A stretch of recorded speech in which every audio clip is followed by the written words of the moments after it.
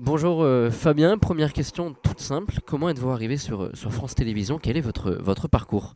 Je suis arrivé à France Télévisions dans le cadre d'un contrat de qualification. J'ai eu la chance d'être pris en contrat de qualif avec l'école, avec l'ESJ de Montpellier sur un cursus en 2 ans, et donc j'ai eu la chance de mettre mon pied à France Télévisions par ce biais-là. Donc ça a été quand même une super opportunité. J'avais 15 jours à l'école, je passais 5 semaines en entreprise pendant 2 ans, donc ça a été un bon moyen d'apprendre le métier au contact de journalistes déjà aguerris, donc c'était vraiment hyper formateur, et j'ai pu vraiment découvrir l'exigence de ce métier à travers cette formation d'alternance en étant en contact des journalistes de la rédaction de France Télévisions. Donc ça m'a permis de mettre un pied dans la société, puis ensuite de travailler à la pige et d'être ensuite intégré aux effectifs. Donc c'est comme ça que j'ai eu la chance de rentrer à France Télé il y a une quinzaine d'années maintenant. Vous êtes journaliste depuis pas mal d'années. Quels sont pour vous les points forts d'un bon journaliste sportif? Les points forts d'un journaliste, c'est qu'il doit être rigoureux, exigeant, il doit être curieux, passionné, et puis il doit être persévérant et déterminé. Ça, c'est les qualités pour moi qui sont nécessaires pour faire ce métier-là. Vous êtes à l'antenne pour traiter de différents sports, on l'a dit, foot, tennis, rugby. Comment on fait pour être calé sur toutes ces disciplines? On a tous un sport de prédilection, mais on a tous un regard transversal sur l'actu sportive du moment. Tous ceux qui sont d'une rédaction des sports sont avant tout passionnés et ont un regard sur l'actu assez aiguisé. Donc on est toujours très attentif à ce qui se passe au fil de l'année.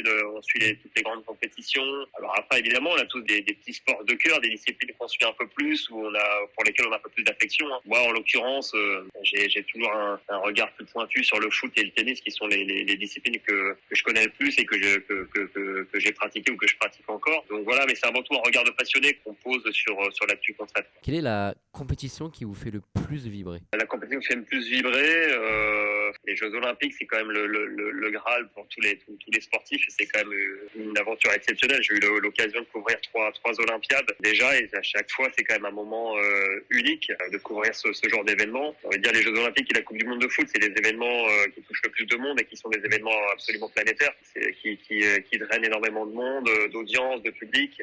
Donc pour moi, c'est les deux événements majeurs incontournables. Vous y serez pour les JO en 2024?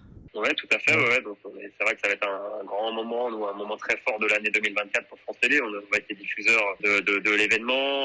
France 2 et France 3 vont être 7 jours sur 7, H24 sur les JO. Donc, on va avoir une antenne totalement dédiée pour les Jeux Olympiques. Je pense qu'on n'aura jamais eu autant une couverture aussi complète. Et les Jeux de Paris 2024, c'est un événement colossal, quoi. Les Jeux en France, on se rend pas forcément compte, mais c'est une fois tous les 100 ans, quoi. C'est l'événement du siècle, en quelque sorte. Donc, ça va être quelque chose de monumental pour nous. Comment on prépare un événement comme les JO en tant que journaliste sportif?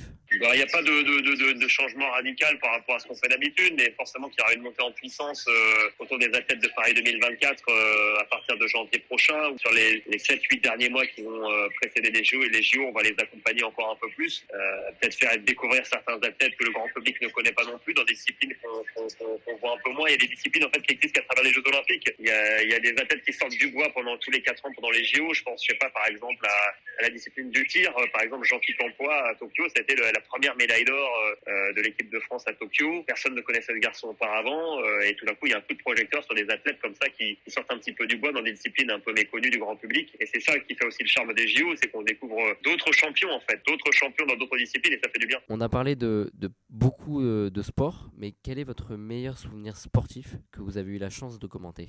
C'est difficile d'en détacher un parce que c'est vrai que j'ai eu la chance de commenter Roland Garros, des dizaines de finales au Stade de France, de Coupe de France, une Coupe du Monde, des JO. Enfin, c'est difficile de détacher un événement en particulier parce que chaque fois, en fait, je prends ça comme une chance et un privilège. Faut bien avoir conscience qu'on fait un métier de privilégié, quoi. Quand on fait ce métier-là, en fait, moi, j'ai pas l'impression de bosser, quoi. C'est un métier passion, c'est un métier où finalement on assouvit notre passion à travers notre boulot. Donc c'est assez rare. Je connais assez peu de métiers où on a la chance d'avoir ce privilège-là. Donc c'est difficile de détacher un événement parmi les autres, parce qu'il y en a eu beaucoup, et à chaque fois c'est toujours autant de plaisir.